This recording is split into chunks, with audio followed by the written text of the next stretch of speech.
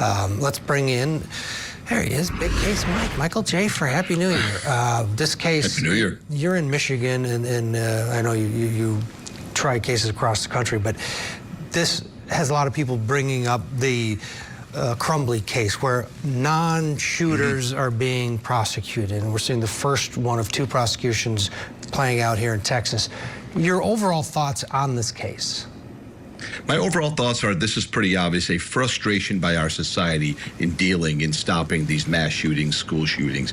You're seeing the frustration. I'm glad you brought up the Crumbly, because the Crumbly was a unique, once-in-a-lifetime, like it was a change, a shift in the way these cases are handled with respect to the parents who gave the, and now in the future, you're always going to see the parents prosecuted when a child does something like this. In this situation, now you're going to see another evolution, which is the police officers who waited 77 minutes, I think 19 to 21 people, 19 kids, 2 adults were murdered after the police showed up. I think you're seeing an evolution in the way our society handles these cases. They are no longer going to sit back. Prosecution departments are no longer going to sit back and just wait for, just say, you know what, there's nothing we can do. The police officers showed up. You're going to see many more evolutions just like this. Michael, the defense counsel in the opening was telling the jurors the prosecution is going to want to play on your emotions. So we have this first witness on the stand. It's already emotional.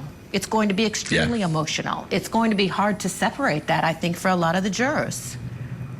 It is. You saw the prosecutor also saying we weren't expecting him to commit suicide because they know what the defense is going to say. The defense's position is going to be, look, he had a duty, but the duty was not to self-immolate and commit suicide. That's not his duty. His duty was to do something else. But then again, you're going to see a lot of tension between that and, well, what does it mean to be a police officer, right?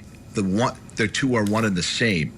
Basically risking yourself and having the duty to be an officer to protect, they're one and the same sometimes. You're not always pulling people over for speeding. And so you're right. They're bringing the emotion because they have to bring the emotion, because the emotion is the only way you're going to get this jury to where you want them to be, which is he did have a duty to basically risk his own life, and he failed in that duty. That's what you're going to see.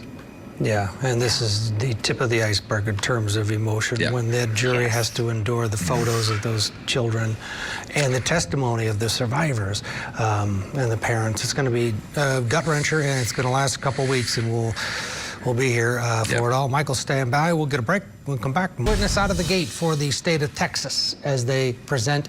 He broke down a little bit listening to the 911 call. The problem with this case in terms of the emotion, everything is related to 19 dead children, and that's going to permeate for the entire trial. Your thoughts on how that affects each side?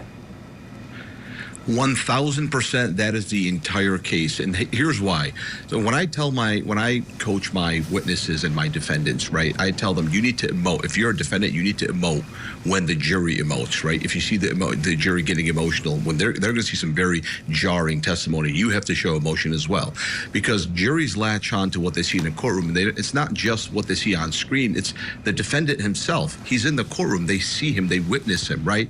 And so if you're not going to emote and cry when we don't know if the juries are crying, but I got to imagine at least they're being very emotional when they see this testimony. If you're not going to emote and show emotion and you're going to be stoic, well, they're going to think you're going to feed right into the theory of the prosecution, which is you didn't care. You had a disregard, right? These are some of the elements. But how do you coach that? I mean, this is a cop. Yeah, you don't want it to be contrived, Michael. And so, but we also had one of our producers, Michelle, was asking about that. Shouldn't maybe the defendant be showing a little bit more emotion? So we get what you're saying, but it can't be an act.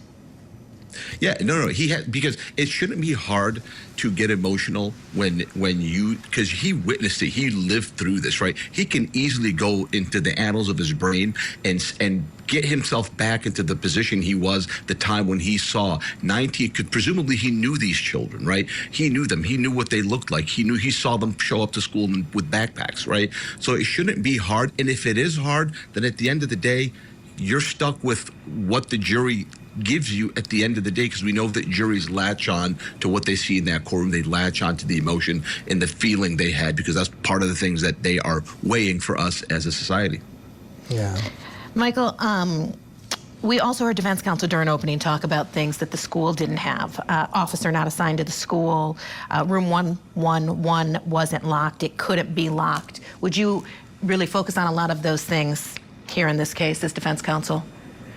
100%, because I would latch on. I would use that. I would also use the fact that he was also not equipped. I mean, the person who was shooting the kids had military grade, weaponry. My client in this case did not.